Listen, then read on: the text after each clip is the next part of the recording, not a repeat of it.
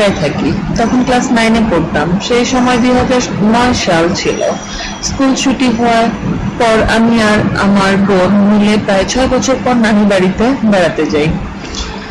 সেখানে আমার এক মামাতো ভাই আছে যার নাম জীবন। সে তখন কলেজে পড়ে। সে এলাকার মাস্তান টাইপের পোলা। আমাকে দেখে আরো ভাবসাব দেখে চলাফেরা শুরু করলো।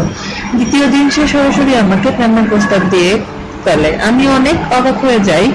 আর সত্যি বলতে আমার গ্রামের ছেলেদের তেমন একটা লাইক করতাম না, তাই খুব রাগ দেখিয়ে না করে দেই আর বলি আরেকবার বিরক্ত করলে মামার কাছে বিচার দেবো। এতে সে কিছু বলে না। আবার সে আমাকে বিকাল বেলা ডিস্টার্ব করে।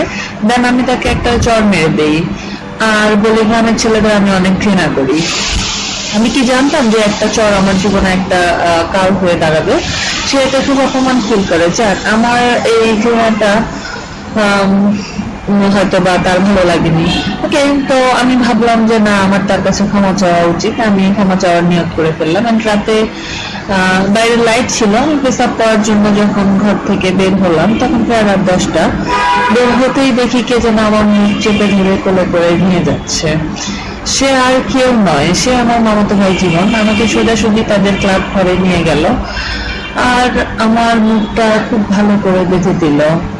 সব কাপড় খুলে ফেলে দিল। আমি বুঝতে পারলাম যে আমার কি হবে। কিছুই করার সাধ্য নেই। অনেক বাধা দিয়েও কোনো লাভ হলো না। তার নিষ্ঠুরতা আমাকে মেনে নিতেই হলো। ও আমার দুধ দুটোতে খুব জোরে জোরে চাচ্ছিল। খুব ব্যথা লাগছিল। খুব কাতরাচ্ছিলাম, কিন্তু বুঝতে পারছিল না। খুব লাগছিল আমার। ও হাত দিয়ে অনেক চুরি টিপছিল আমার দুধ। ও দুধে কামড় শুরু করে দিল। ব্যথায় কলিজা ফেটে যাচ্ছিল। এবার আমার কচি টাইট বোধহয় ওর ধন সেট করে ধাক্কা দিচ্ছিল। বাট কিছুতেই ঢুকছে না। আমিও ব্যথায় ঢুকিয়ে উঠছি।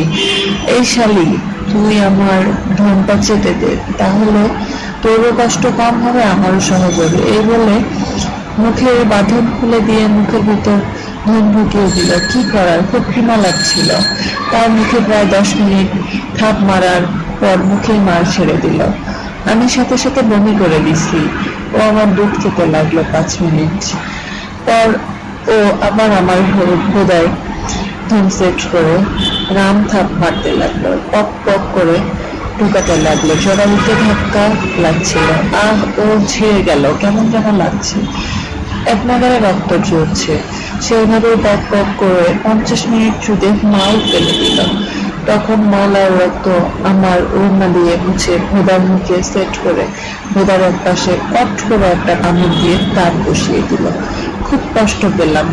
আরো 2বার চুদে কোলে করে ঘরের সামনে নিয়ে আসলো আর বলল, এই ভোদার কামড়ের দাগ আমার কথা মনে করিয়ে দেবে। তুমি আমাদের ফুফাতো বোন। কখনো যদি গ্রাম ভালো লাগে তাহলে ফিরে এসো। আমি তোমায় গ্রহণ করবো। রাতে কথায় কাঁদতে কাঁদতে ঘুমিয়ে গেলাম। সকালে দেখি রক্ত ঝরছে। এটি অ্যাকচুয়ালি বাংলা জটি হলেও সত্যি আমার সাথে শেয়ার করেছে। আমার অবশ্য ভালো লেগেছে, আবার খুব বেশি ভালো হলে আমি নেই। অ্যাকচুয়ালি সেক্স হচ্ছে দুজনের মেন্টালিটির ব্যাপার। অ্যাডজাস্ট মেন্টালিটি না হলে সেক্সটা ওইভাবে করে হয় না। যাই হোক ফ্রেন্ডস, আমি শুধুমাত্র এটি রিয়েল একটি ঘটনা বলেই তোমাদের সাথে শেয়ার করলাম। যদি তোমাদের ভালো লাগে তাহলে তোমরা লাইক দেবে, শেয়ার করবে, সাবস্ক্রাইব করবে। আমি তাহলে তোমাদের জন্য আরো নতুন নতুন রিয়েল ঘটনা নিয়ে আসবো।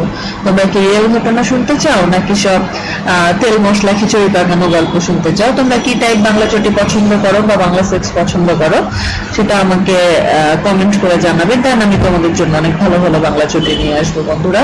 কেমন? ধন্যবাদ সবাইকে আমার সঙ্গে থাকার জন্য।